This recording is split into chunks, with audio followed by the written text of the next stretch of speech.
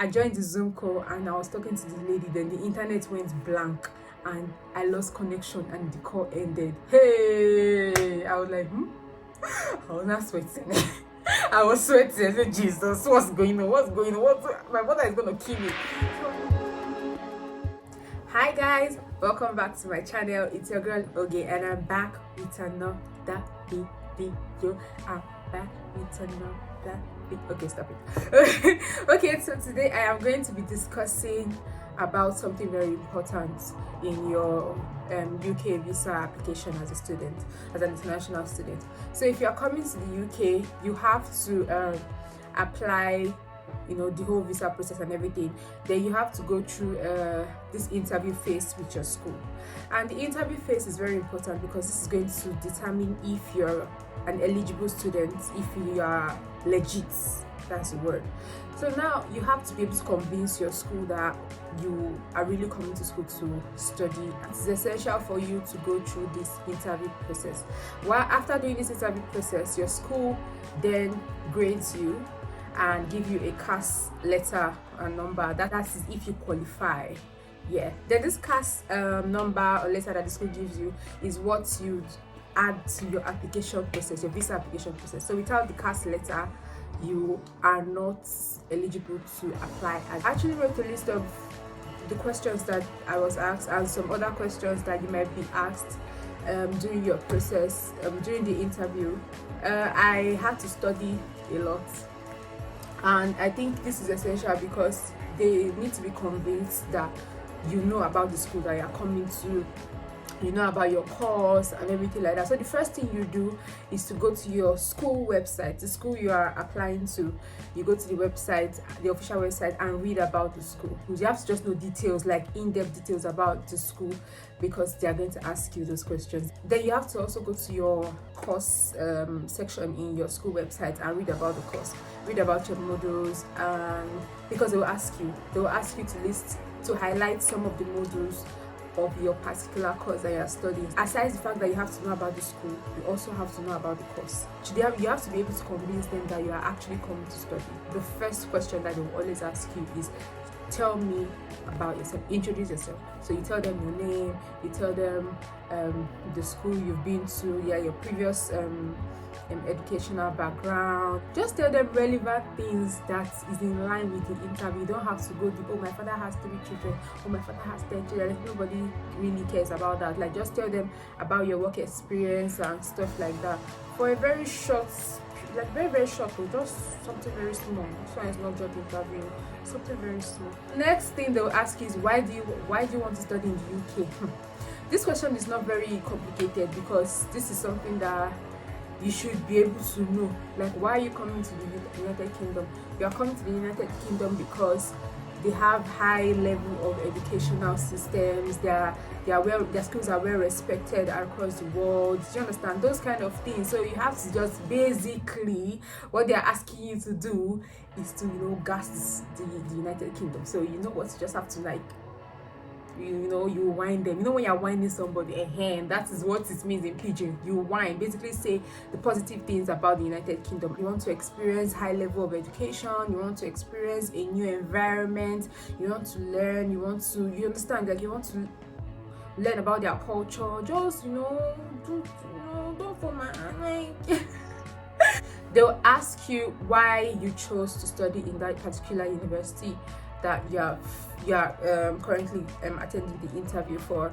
And this is very essential because to know that you know your school, aside from the fact that you know the UK, a little bit about the UK, and you are able to convince them about why you're coming to the UK. Now they want to know why you picked that particular school to apply to. So now you go to the school website. That's why you have to go to the school website to study, like, to learn about the school and know things about the school that make it unique.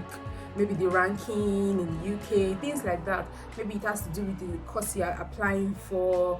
Maybe they have the best facilities. So another question they will ask you is, did you consider studying in another university, and were you accepted in any of them? For example, me, I applied to other universities. I was accepted in, I think, 2 others. So I just told them that yes, I applied to other universities and I was accepted, but I chose the one that I am currently sitting for that interview for. Because if you don't gas those people up, yeah, they want to know why you have chosen your school. Like basically that's just what they want to know. So I had to like convince them that okay, I got other admissions, but I feel like this particular school is the best take for me, so I chose. Do you understand this kind of thing? Now just put in a little bit of, you know, a little bit of honey into the question and the answer. A very important question that they will still ask you is, given your previous study history, why are you choosing this course? Let's say you're coming for a postgraduate course, that's for your master's. You have to let them know why your undergraduate course and your present course that you have chosen for your graduate course are in sync. How are they in sync? What is the relevance between what you are studying now and what you studied before? Do you understand? Like you have to be intertwined. Studying medicine in undergraduate, then you are coming to study maybe theater arts in your masters. Like they want why jumping? So you have to be able to, and even if you are doing that, you have to be able to convince them that this is your reason. You have to have a good reason. If you have a good reason, then they can actually allow you, I don't know, but you just have to be able to convince them. That's just the word, convince. Another question that you be asked is, where is the university located and where would you be living in the university? So now after you have learned about the school and you have learned about your course, now you go and learn about the environment, maybe the city that the university is located at.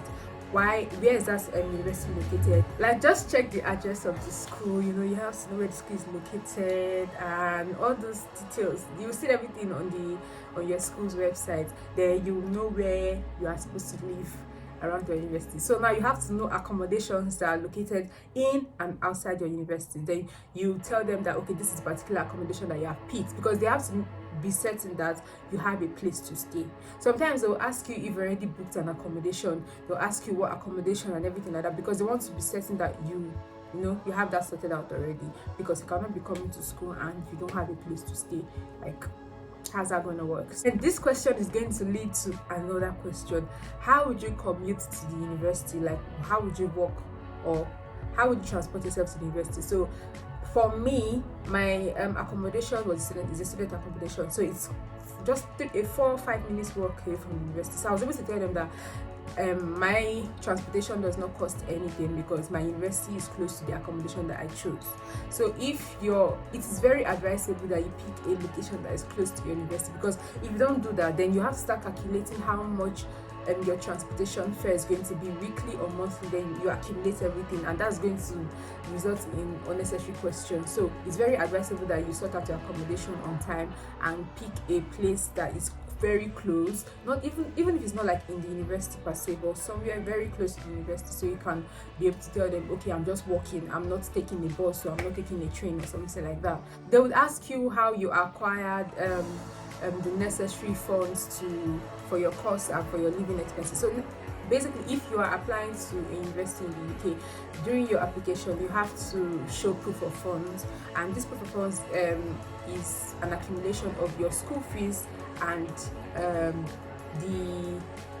your living costs for the duration of your study. So if your course is supposed to be for a year, so you calculate your school fees, the total of your school fees for that year, and the total of your expenses, your predicted expenses for that year too. So everything, you just give an estimate, and that should be what is in your bank account. So that is what they are going to ask you, like, how did you get the money? So you can probably say that okay, you got your parents are funding you, or you are self-funding, or you use your savings or something like that. Like, you should have where your money is coming from, so be able to convince them that this is where the money is coming from. Basically, that is just what they want to know. They just want to know that okay, that one is sorted out, your finances sorted out. Then they would ask if you have ever applied for a visa before and if you were denied that visa. So if you have, maybe you have past experience with visa denial, you can always just let them know, okay, I applied for this particular visa, but I was denied because of this particular reason. Then you let them know that okay, you're basically just letting them know that you have learned from past mistake that you made in your previous application, and it's not going to happen again in the next one. Do you understand? Sincerity, like you have to be sincere and you have to be convincing. And they'll ask you what countries you have traveled to in the past and your purpose for those visits, or why you traveled for. Do you understand? Like what countries you traveled to, your travel history, and all those things like that. So you can just give them maybe 1 or 2 countries, and maybe you went for a visit, or you went for vacation, or you went for this, or you went for that. So that is one of the question that I was actually asked that question too. So they might possibly ask you that question, so you have to know the countries that you travel to. And if you have not traveled to any country before, you just say you have not traveled to any country before. Now they will ask you about your course. They'll ask you what you know about the course, the models, how your course is being assessed. All these details are in your university website. When you go to your university website to check for your course, then you should be able to see those particular details for your particular course, how it is assessed, what the course is about, your models, the list of the models. So you should be able to like at least know 4 to 5 of your modules offhand, so that because when they ask you that question, you should be able to outline at least 4 to 5 of your course modules. Those things that are being asked in your interviews are all in the website, so you just have to read through them. They might even ask you to talk about 1 or 2 of those modules that you have outlined. So you tell them why this module is this, why this module is that, what this module is about. Then the next one you mention what. So it depends on who is interviewing you. For me, they didn't ask me to explain each module. They just asked me some of the modules that were for my course, and I was able to like outline I think around 4 to 5 of those modules for my course. So you should be able to do that. They'll ask you, if you plan to work in the UK while studying. They just want to know if you have interest in working, and if you are aware that you are only allowed to work for 20 hours per week as an international student in the UK. So make sure that you mention that in your answer, because they just want to. It's like a trick question. So when you are asked that question, you said I was answering my question about this this working thing. I said I'm not sure yet if I want to work or not, because it's not yet in my agenda, but I am aware that I am allowed to work 20 hours per week. That is if I choose to work when I come to school. It depends on how I settle down with my studies and everything. That was the answer I gave. Then they'll ask you how much your school fees is and how much you've paid so far. Upon your admission, you should be sent an offer letter, and in your offer letter they should write out your school fees, the details of your school fees, then how much you're supposed to pay as your initial deposit and everything like that. So you should know all these details. Like I had to know the details. Then if you had an academic year gap, maybe okay, after your undergraduate study, you probably took like 3-4 years gap, or 5 years, or 10 years, or maybe 1 year. They would ask you why you took that year gap. So for me, I took a year gap, and that was during the COVID period, and I had to explain to them that it was because of COVID, and I got a job and I wanted to gain experience at the same time, so I didn't want to travel because of travel restrictions. So I decided to stay back and work and gain experience, because it's going to help me out in my future endeavors. Like I said, convince them. Now they'll ask you, what are your future career plans? So you have to know. This question is in a way tricky, so you have to be able to convince them that okay, after your future plans, you plan to come back to your country to implement everything that you have been taught and use your degree for the betterment of your government or betterment of your profession or anything. They are going to also ask you what is the prospective salary for that particular course you are studying. Like okay, the profession that you are going to have after that course, now the salary expectation for that course. So you have to get an estimate amount. Okay, this is the amount I expect to be paid after the particular course. For example, if you normally are being paid maybe 50,000 naira for salary in your particular field of work, or maybe the work that you were doing before you applied for you're applying for your visa, you can tell them that okay, so after your studies, your value is going to increase because of your degree from the United Kingdom. Then you can be able to collect maybe 200,000 naira a salary per month, or 500,000 naira a salary per month, depending on what you were getting before. So you just have to convince them that your salary intake will definitely increase after you get your degree from the university in the UK. These are like basically most of the questions that they will ask you. They're just basically going to be asking you about yourself, about your university, about the course you are studying, about your, just to know that you know about what you're coming to do here, like you know what you're coming to do in the UK. Even if you're using an agent for your application process, I feel like you should also ask your agent questions and also like follow through with the processes, because this is going to be asked during your interview, and your agent will not do your interview with you, my dear brother and my dear sister. So please, even your agent should be able to beg you to study before your interview, because it is very essential, and this is going to determine if you are going to get the CAS that is going to allow you, or permit you rather, to apply for a visa. Because basically the CAS is more or less like a confirmation from the school that, okay, yes, we agree, this person is legit, we want this person to come. So that is basically what this CAS is about. There is no dress code for the interview. Basically, they will not tell you to dress corporate or casual or anything. They will just tell you to look presentable and comfortable.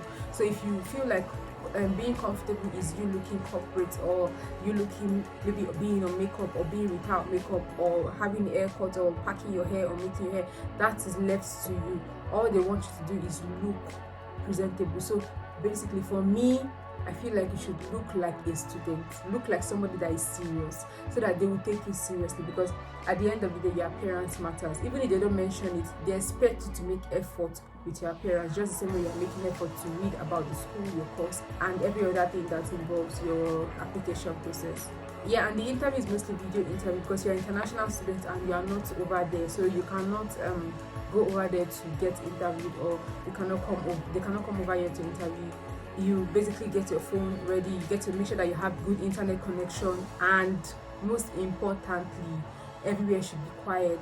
See, I wanted to cry when I was in my interview, because some builders were making noise in the neighboring room. They were trying to fix something, and those ones, those Nigerians now, so they were like, I had to go and beg them. They were even like, oh, that was their business and that kind of thing. I have to convince them, like, sir, please, just 30 minutes, I will be done in 30 minutes, please. I beg. They will not, the devil will not shame you in Jesus' name. Don't let the devil shame you in Jesus' name. I beg them. They were angry, but I begged them. You have to make sure that everywhere is conducive for the interview, so you have to have good internet service. When I was in my interview and the viewers were making noise, I had to tell her that I'm so sorry. See, let me just give you like a preamble of how my interview was. Prayer is very important. Always pray to God, because when I first started, my internet was not working. Like few minutes before the interview, few seconds actually, my internet was not working. I was like, village people get me. I was like, because internet was not working. Meanwhile, I was actually using the wrong SIM for the internet connection, and I did not realize that until after. So it's like, I was so scared, I was so disorganized, and I was legit fidgeting because I was scared when I now got access to internet. And because, okay, the thing is, I joined the call, I joined the Zoom call, and I was talking to the lady, then the internet went blank and I lost connection and the call ended. Hey, I was like, I was not sweating. I was sweating. I said, Jesus, what's going on? My mother is going to kill me. She was very patient. The lady was actually very patient, but she was still waiting on the call. So I had to like quickly get internet connection, and I connected again to the call, and she was there waiting for me. I had to apologize that there's no network service. She said she understands about the network, and I told her that I quickly just told her, please, in case you hear any sound in the background, people are working in the other like my apartment. She was like, oh no, that's fine. They're also working in a section in the school too, so I might also be hearing noises from the school, so I shouldn't be worried. And she understands totally. She was like, I was like, come if I'm farabale, come in farabale. I just like this because I'm not happy. I realized that this person is the next person, because if the person is wicked or strict, yeah, so just make sure that you are very prepared. You cannot be 100% prepared. Definitely, you're not perfect, but at least try your best to know enough, and just be open and free with them. Like, they are very understanding.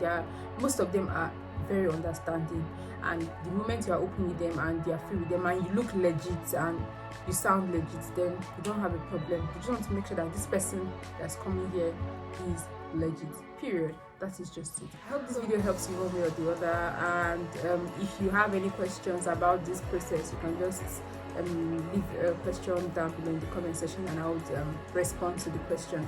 Yeah, so I hope this helps you in your preparation for your visa application to the UK, and I wish you all success, and I wish you the very best. So yeah, thank you so much for watching my video, and up until my next video, please stay safe and remember that I love you so much.